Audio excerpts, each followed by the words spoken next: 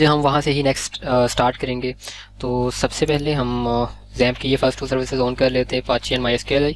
And यहाँ पे जो हमने कल हमने किस पे काम किया था, एचडॉक्स में जाएंगे तो यहाँ पे PHP प्रोजेक्ट के नेम से मैंने एक फोल्डर क्रिएट किया था। तो मैं यहाँ पे ओपन कर लेता हूँ लोकल होस्ट / PHP प्रोजेक्ट। तो ये कल मैंने किया था। साथ में भी क्या ओपन कर लेता हूँ, लोकल होस्ट / PHP माई एडमिन। साथ हम सबलाइम के अंदर ओपन कर लेते हैं, ठीक है। तो सबलाइम के अंदर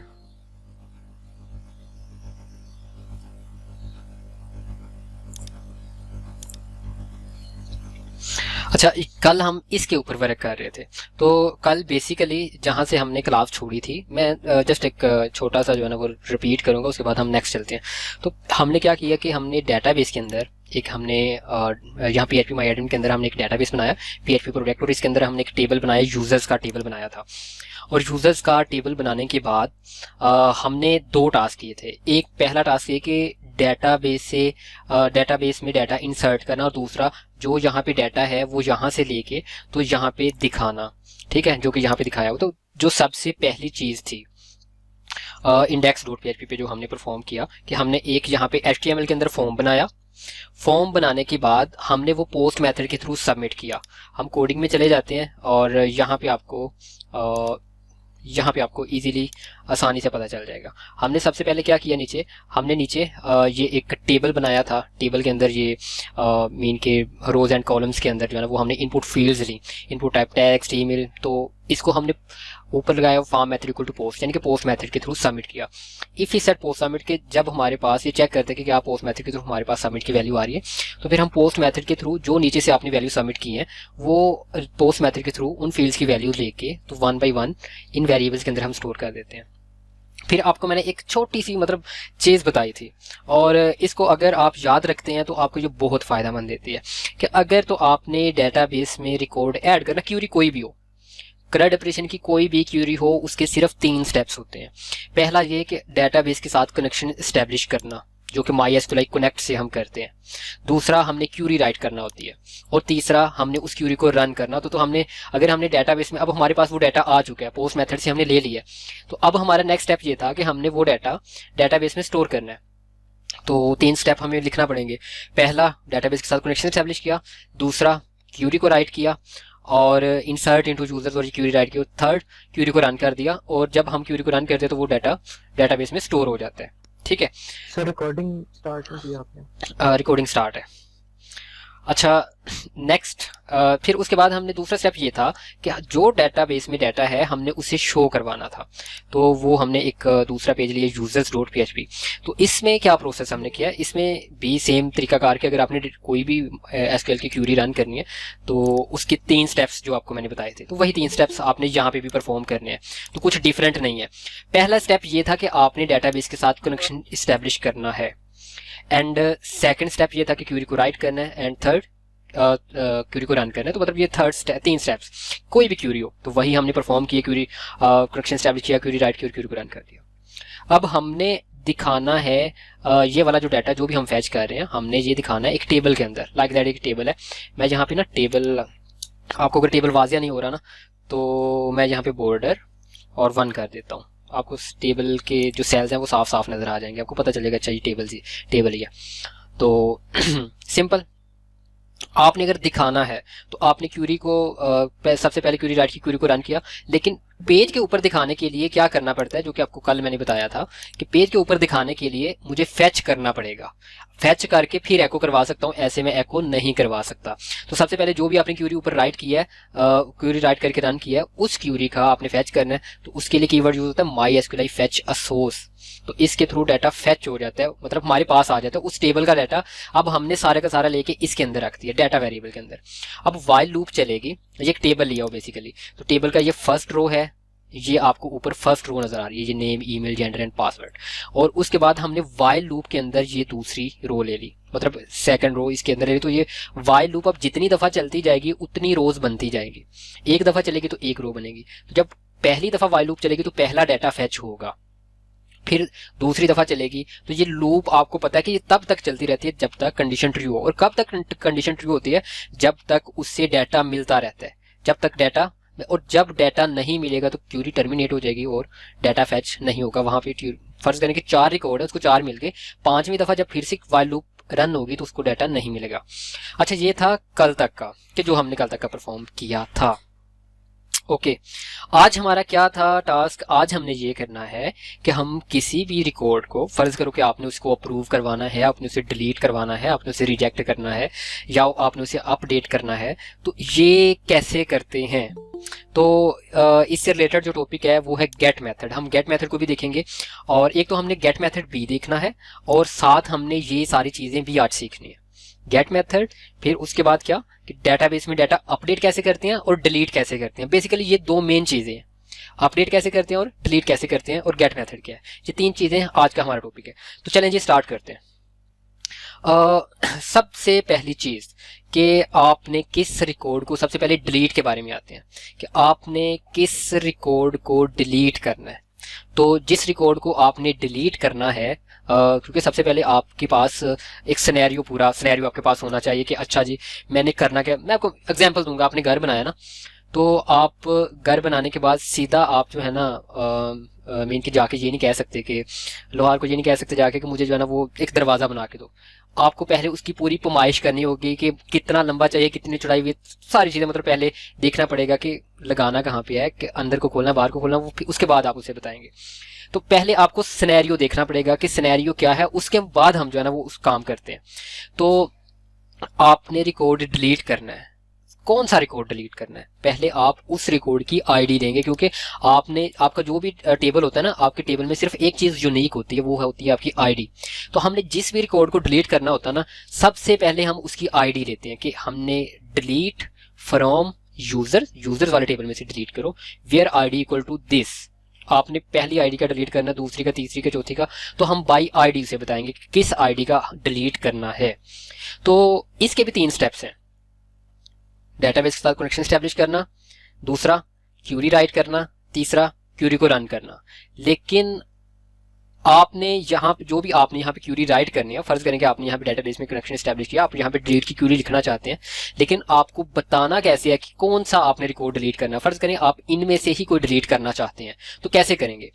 हम ऐसे करते हैं, यहाँ से स्टार्ट करते हैं, एक और कॉलम यहाँ पे लेते हैं, एक और कॉलम लेते हैं, और कॉलम का यहाँ पे मैं नाम रखता हूँ एक्शन, ठीक है। और नीचे क्या करता हूँ, एक और टीडी लेता हूँ, टीडी। यहाँ सबसे पहली भी चीज आपको मैं क्या बताने लगा हूँ, गेट मेथड। और गेट मेथड बता के उसके बाद ही हम डिलीट की तरफ जाएंगे, क्योंकि जो डिलीट करना है, अपडेट करना है, आपको गेट मेथड का पता होगा। देन हम, क्योंकि सबसे पहले हमने क्या चीज लेनी है, जो अभी आपको मैंने बताया सिनेरियो के मुताबिक, हमने उसकी आईडी लेनी है। तो हमने जिस भी रिकॉर्ड को डिलीट करना है, हमें उससे पहली चीज आईडी लेनी है। तो हमने यहाँ एक न्यू कॉलम लिया, और इस न्यू कॉलम के अंदर हम एक एंकर टैग लेते हैं, और ये एंकर टैग लिया और यहाँ पे लिख दिया डिलीट, ठीक है। पहले से चेक कर लेते कि ये क्या कैसे परफॉर्म हो रहा है। तो एक और यहाँ पे ऐड हो गया, तो हर एक के आगे मतलब डिलीट का बटन आ गया, मैं किसी के भी डिलीट पे क्लिक कर सकता हूँ।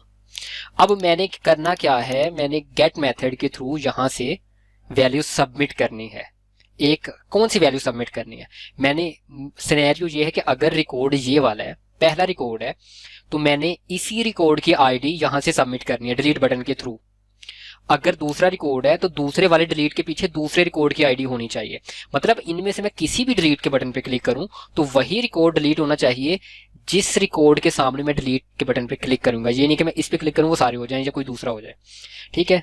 तो कैसे? सबसे पहली चीज, गेट मेथड हम कैसे लगाते हैं? गेट मेथड के थ्रू हम वैल्यू सब डाटा सबमिट करने के 2 तरीके हैं। पोस्ट मेथड सर्वर के थ्रू सबमिट करते हैं, जैसे कल आपको मैंने बताया था। गेट मेथड हम यूआरएल के थ्रू सबमिट करते हैं। तो गेट मेथड कैसे अप्लाई करते हैं? पहले href के अंदर आप बताते हैं कि आपने कहाँ पे सबमिट करना है। तो मैंने सेम पेज पे ही सबमिट करना है, मैं कहता हूँ users.php। और अगर मैंने गेट मेथड लगाना है, गेट मेथड के थ्रू कोई वैल्यू सबमिट करनी है, तो यहाँ पे मैं लगाता हूँ question mark. Question mark mean मैं गेट मेथड के थ्रू कोई वैल्यू सबमिट करने जा रहा हूँ। ओके, तो मैंने क्वेश्चन मार्क लगाया। अब यहाँ पे मैं वेरिएबल का नाम दूंगा, जैसे कि यूजर आईडी, और इक्वल टू कोई भी मैं आईडी रख देता हूँ, जैसे कि 1, ठीक है। मैं यूजर आईडी 1 रख देता हूँ। तो मैं रीलोड करता हूँ। अब चेक करें, अगर मैं इस डिलीट के ऊपर क्लिक करता हूँ तो ये कहाँ पे जा रहा है, user dot php question mark user ID equal to 1, मतलब ये गेट मेथड के थ्रू मेरे पास आईडी आ रही है। तो क्या जो भी आईडी आ रही है, कौन सी आईडी आ रही है, 1 आ रही है। मैं किसी भी डिलीट के बटन पे क्लिक करूंगा तो मेरे पास 1 ही आएगी, क्योंकि मैंने फिक्स कर दिया ना कि एवरी टाइम जब भी लूप चलेगी तो वो हर दफा यूजर आईडी इक्वल टू 1 ही आपको देगा डिलीट के बटन के पीछे। अब एक चीज तो ये होगी कि आप गेट मेथड के थ्रू कोई भी वैल्यू कैसे जो है ना वो सबमिट कर सकते हैं। ये गेट मेथड है, सिंपल। अब आपने गेट मेथड के थ्रू वैल्यू कैसे लेना होती है, जैसे हम पोस्ट मेथड के थ्रू लेते हैं कि $अंडरस्कोर गेट, और कौन सा वेरिएबल आपने सबमिट किया है, आपने यहाँ पे नीचे चले जाए, आपने यहाँ पे वेरिएबल सबमिट किया है यूजर आईडी, तो आप यहाँ पे आ जाएं यूजर आईडी और यूजर आईडी एंड सेमीकोलन, इसको आप किसी वेरिएबल के अंदर स्टोर कर लेते हैं, user ID user ID and यहाँ पे इक्वल टू, ओके, और इसको हम एको करवा देते हैं, एको यूजर आईडी। अब मैं अगर इसको रीलोड करता हूँ, रीलोड करने के बाद चेक करें, मैं अगर किसी पे भी क्लिक करूंगा तो ये 1। अगर आपको कंफ्यूजन हो रही है ना कि ये नीचे हमने क्या लिख दिया है और ऊपर क्या, मतलब समझ नहीं आ रही, तो मैं एक अलहदा से एक और पेज ले लेता हूँ, आपको मतलब कंफ्यूजन ना हो। तो मैं एक अलहदा से जब मैं पेज लिया सिंपल सेव करता हूँ टेस्ट डॉट php को, और यहाँ पे आपको मैं टेस्ट करके बता देता हूँ। गेट मेथड कोई इतना वो तूफान नहीं है जिस तरह आप समझ रहे हैं कि पता नहीं क्या चीज़ है जो समझ नहीं आएगी। सिंपल आपने अगर आप HTML में जाएं, HTML में जाने के बाद आप बॉडी में सिंपल एंकर टैग लें, एंकर टैग के बाद आपने कौन सा डाटा, मतलब मैं यहाँ पे सबमिट जस्ट लिखता हूँ, और आपने किस पे सबमिट करना है, जैसे कि आपने test dot php same page पे ही सबमिट करना है, और वेरिएबल कौन सा रखना है वो आप रखेंगे क्वेश्चन मार्क के बाद, जैसे कि name equal to Iftikhar Ali, ठीक है। मैं सबसे पहले यहाँ पे चला जाता हूँ टेस्ट पे, ठीक है, टेस्ट डॉट php। तो यहाँ पे जैसे ही मैं सबमिट पे क्लिक करूंगा तो चेक करें यहाँ पे कौन सा नेम सबमिट हो रहा है, इफ्तिखार अली। तो यहाँ पे मैंने क्या करना है, ऊपर अब वो नेम प्रिंट अगर मैंने करवाना तो कैसे करवाऊंगा, मैं सबसे पहले जाऊंगा php सिंटैक्स में, क्योंकि जो गेट और पोस्ट मेथड है ना ये सिर्फ php को पता है, HTML को नहीं पता ये क्या चीज़ है। तो अगर मैंने वो देखना है कि वो क्या वैल्यू मेरे पास आ रही है, मैं थोड़ा जूम कर लेता हूँ ये ले, और इसको भी थोड़ा जूम कर लेता हूँ ये ले जी। अच्छा, अब गेट मेथड में मैंने वो चीज़ यहाँ पे शो करवानी है तो कैसे शो करवाऊंगा, एको और $अंडरस्कोर गेट एंड कौन सा वेरिएबल आपने सबमिट किया जी, नेम, तो ये नेम सिंपल। यहाँ पे एक मैंने ये लाइन लिखी है और एक ये लाइन लिखी है, इसके अलावा आपको कुछ भी नजर, ये मतलब ये तो HTML का सिंटैक्स है, ये तो बाकी HTML का सिंटैक्स है। मैं इसको रीलोड करता हूँ और जब भी मैं सबमिट पे क्लिक करूंगा तो मुझे इफ्तिखार अली यहाँ पे दिख जाएगा। अगर मैं यहाँ से हटाता हूँ ऐसे, फिर मुझे यहाँ पे ये एरर दे रहा है, एरर इस वजह से दे रहा है क्योंकि अभी मैंने पेज लोड किया है, मैंने सबमिट नहीं किया। जब मैं सबमिट करूंगा तो मुझे ये इफ्तिखार अली यहाँ पे शो करवाएगा, ठीक है। तो सिंपल सी चीज हो गई कि गेट मेथड से हम वैल्यू कैसे सबमिट करते हैं, कि हमने सबसे पहले href में बताना होता है कि किस पेज पे हमने मीन के सबमिट करनी है या किस पेज पे हमने जाना है, और क्वेश्चन मार्क के बाद हम URL के अंदर डाटा सबमिट कर देते हैं कि नेम, अगर कोई सेकंड करना है तो आप एंड पर साइन के बाद, जैसे कि नेम के बाद डेजिग्नेशन जी या ईमेल, कुछ भी, ईमेल इक्वल टू आप कह सकते हैं कि ali@vu.edu.pk, मतलब ये दो वैल्यूज आपको बता रहा हूँ कि अगर आपने दो वैल्यूज सबमिट करनी है, दरमियान में जस्ट एंड पर साइन आएगा, फिर से वेरिएबल का नाम इक्वल टू जो भी उसके अंदर वैल्यू होगी, तो फिर इस तरह से आप दो दो भी जो है ना वो सबमिट कर सकते हैं। तो मोस्टली हम दो की जरूरत नहीं पड़ती, लेकिन अगर करना पड़ भी जाए तो मैंने आपको बता दिया। मैं सबमिट पे क्लिक करूंगा तो चेक करें इफ्तिखार अली भी आ रहा है, उसके बाद ali@vu.pk भी आ रहा है, दोनों चीजें हमारे पास आ गई हैं। तो ये क्वेश्चन मार्क के बाद पहला वेरिएबल इक्वल टू उसकी वैल्यू, एंड पर साइन दूसरा वेरिएबल इक्वल टू उसकी वैल्यू, कुछ भी मुश्किल नहीं है। अब मैं यहाँ पे आता हूँ users.php, अब आपने कंफ्यूज नहीं होना, ठीक है, क्योंकि कुछ स्टूडेंट्स होते हैं वो जब ये गेट मेथड पे बात आती है ना तो वहां पे जाके कंफ्यूज हो जाते हैं कि सर जी ये हो क्या रहा है, हमें समझ नहीं आ रही। तो अभी चेक करें, अब हम user.php पे आ जाते हैं। तो सिंपल मैंने क्या किया, एंकर टैग ही बस लिखा है यहाँ पे, और user.php पे मैं क्या सबमिट कर रहा हूँ, यूजर आईडी के अंदर 1, और ऊपर मैं यही चीज लेके तो यहाँ पे एको कर रहा हूँ। बट अगर तो मेरे पास गेट मेथड के थ्रू ये आईडी नहीं आ रही, जैसे कि अभी नहीं आ रही, तो मुझे ये अनडिफाइंड अरे कहेगा। तो इससे बचने के लिए मुझे क्या करना पड़ेगा, मुझे इफ इज सेट, और ये मैं इसके अंदर रख देता हूँ यहाँ पे if is set gate user ID, कि अगर तो यूजर आईडी के अंदर कोई वैल्यू है तो देन ये प्रोसेस करे, वरना ये प्रोसेस ना करे, देन ये आईडी लेके इसमें स्टोर करे और वो एको करे, वरना ना करे। तो मैं इसको रीलोड करता हूँ, अब मुझे कोई एरर नहीं दे रहा, क्लिक करूंगा तब ही मुझे जो है ना वो शो करवाएगा। अब दूसरा आपको गेट मेथड का पता चल गया। अब दूसरी चीज ये है कि जो रिकॉर्ड है मैंने इसकी जो आईडी है ना यहाँ पे जो 1 है, मतलब अगर पहला रिकॉर्ड है तो मैंने यहाँ पे पहले रिकॉर्ड की आईडी देनी है 1 की जगह पे, दूसरा रिकॉर्ड है तो दूसरे रिकॉर्ड की आईडी, तीसरा रिकॉर्ड है तो तीसरे रिकॉर्ड की आईडी।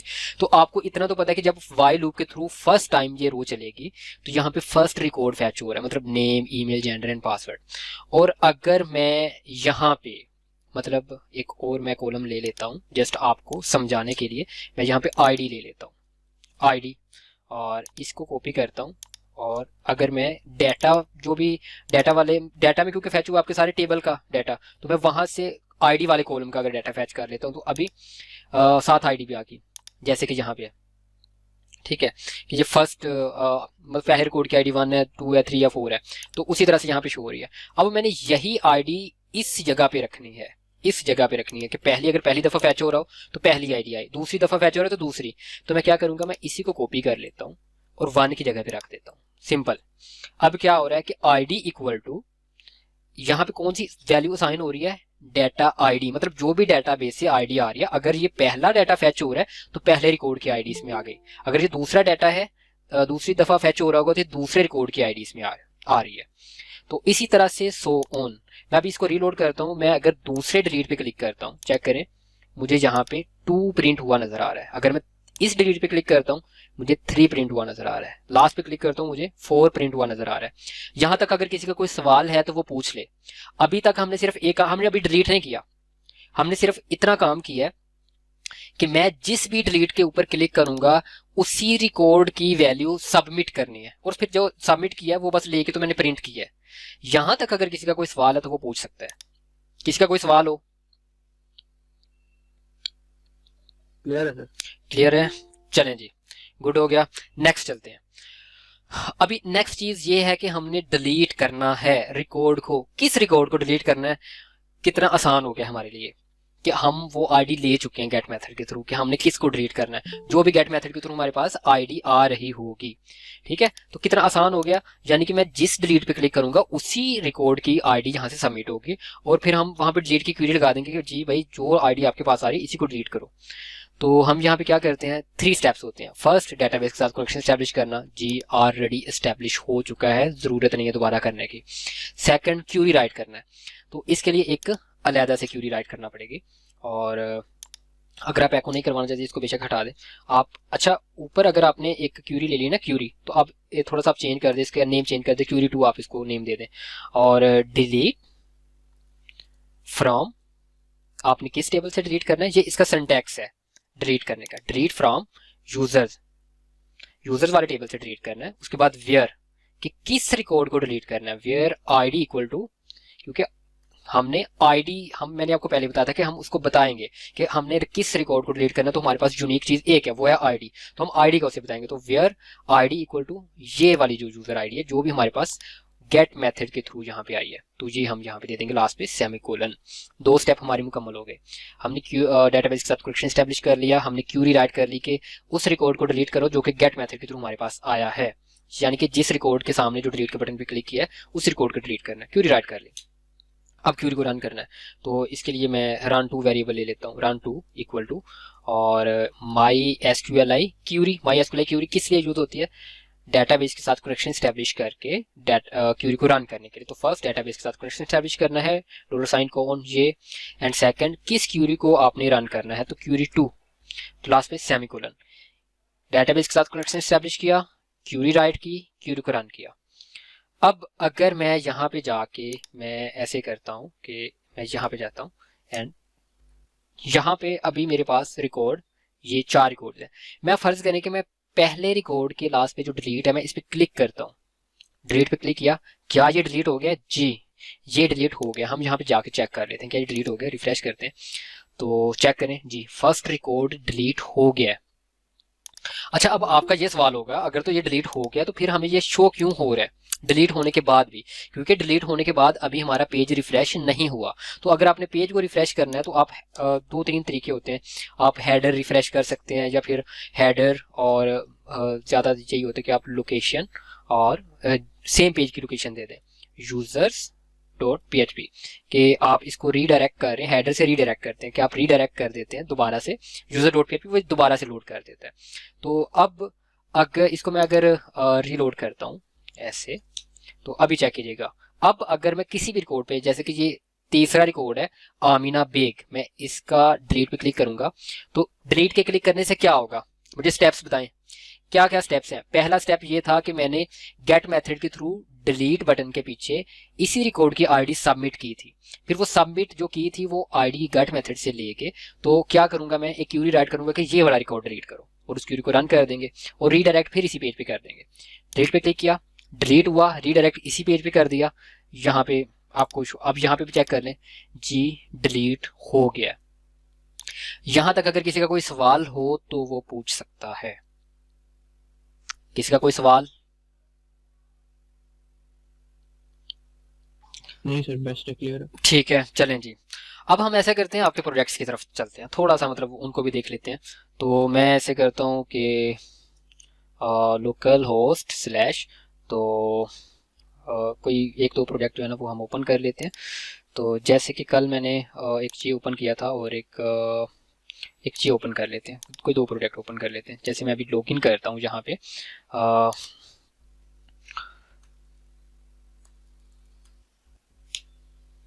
और मैं ये एडमिन के साथ लॉगिन कर रहा हूँ। एडमिन के साथ लॉगिन करने के बाद जब मैं स्टोलन कार पे जाता हूँ, तो स्टोलन कार पे जाने के बाद मेरे पास यहाँ पे दो ऑप्शंस आ रही हैं। मैंने इस रिकॉर्ड को डिलीट करना है, क्योंकि अभी तक हमने डिलीट का प्रोसेस देखा ना। तो अब हम इसकी यहाँ पे कोडिंग में जाते हैं। तो ये कौन सा है, ये एडमिन पैनल के अंदर है, एडमिन पैनल के अंदर स्टोलन कोड डॉट पीएचपी। तो मुझे एडमिन पैनल के अंदर जाना है। ये स्टोलन कोड रिपोजिटरी के अंदर एडमिन पैनल है, इसके अंदर है कौन सा, स्टोलन कोड डॉट पीएचपी। तो जब मैं डिलीट बटन के सबसे पहले कि मुझे ये देखना है स्टोलन कोड, हाँ ठीक है। तो यहाँ पे क्या कीजिए कि ये मैंने क्या किया हुआ है कि टेबल लिया हुआ है, उसी तरह से ये सारा डाटा मैंने फैच किया हुआ है। फैच करने के बाद ये मैंने नीचे शो करवाया हुआ है वाइल लूप के अंदर, उसी तरह से वाइल लूप के अंदर शो करवाया हुआ है। और ये दो बटन है, बटन को थोड़ा सा स्टाइल वगैरह दिया हुआ कि बटन बटन बटन वार्निंग, और बाकी ये उसी तरह से कि आपने किस पेज पे सबमिट करना है। और आपने ये हम दे रहे हैं क्या, वेरिएबल, और वेरिएबल के अंदर ये आईडी असाइन करवा रहे हैं उसी रिकॉर्ड की। तो जब आप ये अपडेट है और साथ ही ये डिलीट है, डिलीट में भी सेम प्रोसेस कि हमने किस पे सबमिट करना है, स्टोलन कोड डॉट पीएचपी पे। तो ये सेम पेज है। और क्या आप दे रहे हैं यहाँ पे वेरिएबल कार आईडी, और कार आईडी के अंदर आप यह कौन सी वैल्यू सबमिट कर रहे हैं, जो भी मतलब फर्स्ट रिकॉर्ड होगा तो फर्स्ट, सेकंड होगा तो सेकंड, इस तरह से। तो यहाँ पे भी सेम काम किया हुआ है। If we set get car ID, कि अगर हमारे पास गेट मेथड के थ्रू कार आईडी आती है तो वो आईडी लेके हम यहाँ पे स्टोर कर देते हैं, और सिंपल एक क्यूरी राइट करते हैं कि delete from this where ID equal to this, कि जहाँ पे आईडी जो हमारे पास गेट मेथड के थ्रू आई है। और इस क्यूरी को राइट किया और क्यूरी को रन किया। इसी तरह से अगर मैं इस प्रोजेक्ट को देखूँ, प्रोजेक्ट में कहीं पे भी आपने चले जाना है, जो भी आपके प्रोजेक्ट्स हैं प्रोजेक्ट में आपने कहीं पे भी चले जाना है। जैसे कि अभी मैं इसको अगर ओपन करता हूँ, इसके एडमिन पैनल में जाता हूँ, तो लाइक दैट मैं यहाँ पे चला जाता हूँ ऑपरेशनल एरियाज। तो मैंने इसके डिलीट बटन पे जब क्लिक करूंगा तो क्या होता है, तो ये भी उतना ही आसान है। अभी मैं इसको क्लोज करता हूँ, तो ऑनलाइन ढाबा वाला ओपन कर लेता हूँ, लाहौर ढाबा, और एडमिन के अंदर कौन सा था, ऑपरेशनल एरियाज। तो यहाँ पे भी चेक करेंगे, वही सारा स्टेप है कि आप टेबल के अंदर ये डाटा फैच कर रहे हैं। ये फर्स्ट रो है, ये सेकंड रो है, वाइल लूप के थ्रू ये उसके अंदर फैच किया हुआ है। इसके अंदर आप दो बटन बनाए हुए, अपडेट करो डिलीट करो, डिलीट उसी तरह से हर जगह पे ये सेम काम हो रहा है कि आप जब भी आपने कोई चीज डिलीट करनी है तो आप गेट मेथड के थ्रू एक वेरिएबल के अंदर वैल्यू सबमिट करेंगे यहाँ से। तो आपने यहाँ पे गेट मेथड लगाया, किस पेज पे आपने सबमिट करनी है, ऑपरेशनल एरियाज डॉट पीएचपी, जो कि सेम पेज है, और ये एरिया आईडी वेरिएबल है, और इसके अंदर ये डाटा आईडी डाटाबेस से लेके दे रहे हैं। अभी पहला रिकॉर्ड होगा तो पहली आईडी होगी, दूसरा रिकॉर्ड होगा तो दूसरी आईडी होगी, इसी तरह से सो ऑन। तो जब आप डिलीट पे क्लिक करते हैं तो गेट मेथड के थ्रू आपका डाटा सबमिट होता है, सेम पेज पे सबमिट होगा। तो ऊपर आपने कहा कि if we set get area ID, कि अगर गेट मेथड के थ्रू आपकी, यानी कि अगर तो गेट मेथड के थ्रू ये आ रहा है आपके पास फिर ये प्रोसेस करेगा, वरना नहीं करेगा। तो if we set get area ID, कि अगर आपके पास एरिया आईडी आ रही है वो आईडी में स्टोर करे। क्यूरी डिलीट की लगानी है कि वो रिकॉर्ड डिलीट करो जहां पे आईडी क्या है, ये वाली। क्यूरी को राइट किया और क्यूरी को रन किया, और नीचे जस्ट हम ये दिखा देते हैं कि इफ वी सेट रन, के अगर तो ये रन हो गई है, हम अलर्ट दे दें सक्सेसफुली डिलीटेड, और साथ ये रीडायरेक्ट करने के लिए जो कि हेडर और ये window dot open same, window dot open हम जो है ना वो जावास्क्रिप्ट में यूज़ करते हैं और हेडर जो है ना वो हम PHP में यूज़ करते हैं। तो विंडो डॉट ओपन और हमने यूज़ किया कि ऑपरेशनल एरिया डॉट PHP, इस पर रीडायरेक्ट कर दो वरना ये अननोन एरर का मैसेज देगा। तो आप सबने अपने अपने प्रोडक्ट से अंदर देखना है कि ये डिलीट कैसे हो रहा है। तरीकाकार यही है जो आपको मैंने समझा दिया, लेकिन एक जो जिस तरह से आपको मैंने करके दिखाया इस तरह से ये कि माइंड में एक पूरा कॉन्सेप्ट बैठ जाता है कि जी इसके मतलब कि आखिर ऐसी कौन कौन सी चीजें हैं जो कि इसके पीछे वर्क कर रही हैं और कैसे वर्क कर रही हैं। ठीक है, अच्छा नेक्स्ट चीज ये है कि फर्ज करें कि आप में से काफी स्टूडेंट्स हैं जिनके प्रोजेक्ट्स में ऐसे हो रहा है, ये भी सेम चीज है कि कुछ स्टूडेंट्स ऐसे हैं जिनके प्रोजेक्ट्स में ऐसे हो रहा है जैसे कि डाबा रिक्वेस्ट। अब ये एक रिक्वेस्ट है, इसमें अप्रूव का बटन है और रिजेक्ट का बटन है कि अगर हम अप्रूव के ऊपर क्लिक करते हैं तो ये रिक्वेस्ट अप्रूव हो जाएगी और अगर हम रिजेक्ट के ऊपर क्लिक करते हैं तो ये रिक्वेस्ट रिजेक्ट हो जाएगी। तो इसके पीछे क्या प्रोसेस होता है, इसके पीछे भी सेम प्रोसेस होता है कि हम अप्रूव बटन के पीछे और रिजेक्ट बटन के पीछे एक वेरिएबल के अंदर आईडी पास करते हैं। कौन सी आईडी वो पास करते हैं, यही रिकॉर्ड जो जहां पे हम फैच करें इसी रिकॉर्ड की आईडी हम इन दोनों के पीछे फैच मतलब के देंगे। अगर अप्रूव पे क्लिक करता है तो क्या करेगा वो आपका गेट मेथड के थ्रू वैल्यू सबमिट करेगा और वहां से वो ऊपर चेक करेगा क्या मेरे पास ये वैल्यू आ रही है तो अपडेट कर देगा। इस दफा वो डिलीट नहीं करेगा, वो आपके रिकॉर्ड का स्टेटस अपडेट कर देगा। बस आपको दिखाता हूँ, अभी दिखाता हूँ, ऐसी कोई चीज नहीं है जो समझना है। तो इसी में हम जाते हैं रजिस्ट्रेशन रिक्वेस्ट के ऊपर और चेक करते हैं नीचे जाके, तो ये अप्रूव का बटन है और ये रिजेक्ट का बटन है। दो अच्छा अप्रूव में क्या किया हो कि ये किस पेज पे भेज रहा है, ये रिक्वेस्ट अप्रूव डॉट PHP पे, किस वेरिएबल आगे वेरिएबल आपने क्या लिया हुआ अप्रूव्ड, और उसी तरह से आप डेटाबेस से आईडी देखे तो मतलब पहला अगर रिकॉर्ड है तो पहली आईडी पास हो रही होगी, जो भी मतलब वो रिकॉर्ड फैच हो रहा होगा उसी की आईडी होगी। आप यहाँ से सिंपल मतलब गेट मेथड के थ्रू आईडी सबमिट कर रहे हैं। किस पेज पे सबमिट कर रहे हैं, रिक्वेस्ट अप्रूव डॉट PHP पे। तो रिक्वेस्ट अप्रूव डॉट PHP पे चले जाते हैं तो यहाँ पे भी चेक कर लें, वही सारे स्टेप्स हुए हुए हैं कि अच्छा हेडर डॉट PHP ऊपर इंक्लूड किया हुआ है और हेडर के अंदर हमने DB कनेक्शन इंक्लूड किया हुआ है।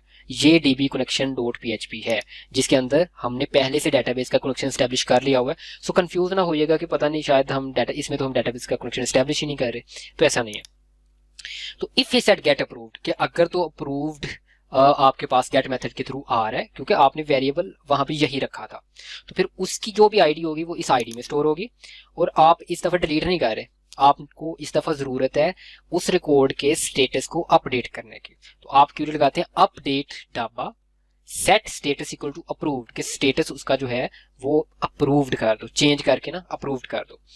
और where ID equal to this, किस रिकॉर्ड को आपने अपडेट करना है, उसी रिकॉर्ड को जो आपके पास जिसकी आईडी आपके पास गेट मेथड के थ्रू आ रही है। क्वेरी को राइट किया, क्वेरी को रन किया और इफ इस सेट रन किया, अगर तो ये सक्सेसफुली रन हो गई है तो आपको अलर्ट करे सक्सेसफुली अप्रूव्ड वरना अननोन एरर। तो ये मतलब सेम वही तरीका है, जस्ट एक माइंड में कंफ्यूजन होती है ना कि नहीं जी शायद अप्रूव्ड और रिजेक्टेड का ये पता नहीं डिफरेंट ही कोई तरीका है।